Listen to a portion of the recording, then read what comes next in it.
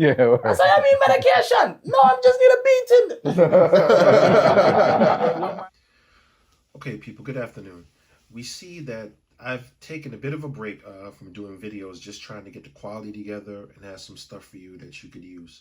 So right now, we're in the winter time right now. It's fall, but we're heading towards winter.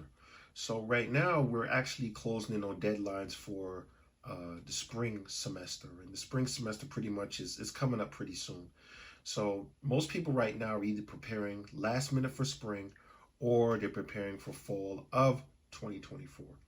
Now, remember what I said before, that as international students, you should really start having these applications in, because another thing that's happening right now is this is the time for early admission. Early admission for students that want to, get into their first choices early. Now, remember we mentioned about early admission. Early admission is if you accept it, you have to take all the applications off the table. Let's say you have 10 applications in, you apply, Harvard wants you for early admission. If you say you're going to go to Harvard and you accept their offer and you commit, you have to take all of your applications out from other universities. So you never know if you made it in or not. So this is what early admission is. Remember I mentioned that early admission is actually, in some cases, it actually works in favor of the student because it's a smaller pool of students trying to apply for early admission. Most people are just worried about regular admission. So this is something that's going to be good for you. Another thing is making sure that we're getting our SATs and ACTs together.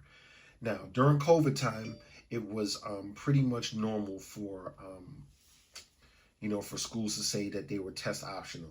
But it seems that after COVID is kind of faded down a little bit, they're going back to asking for SATs and ACT scores. You can check your school to make sure.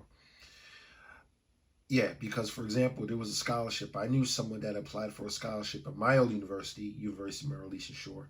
They applied for the scholarship like about a year and a half ago, and now this year they're asking for SATs, where before they didn't need SATs. So even you're talking about some of the greatest schools in America that are saying that they're test optional and that they don't need that. So you want to take that into consideration when you're making up your list of 10 to 15 schools. If you're a senior in high school this year, you're planning on going in fall of 2024, you're severely behind, and I need you to get on it. Remember we mentioned before, we want you to get these applications in like August and September prior to the year you're going to go, because we don't want you to be stuck last minute trying to get things together, especially for international students. It's not that easy. If you're local, okay, you live around a corner, you fill the paperwork, you in. International is a whole lot of plan that goes with it, a whole lot of records you have to make sure that you get.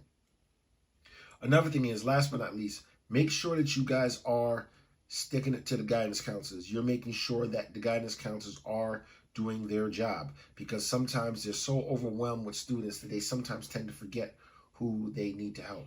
So make sure you stay on top of them. So this is our fall session right now, our inaugural fall session.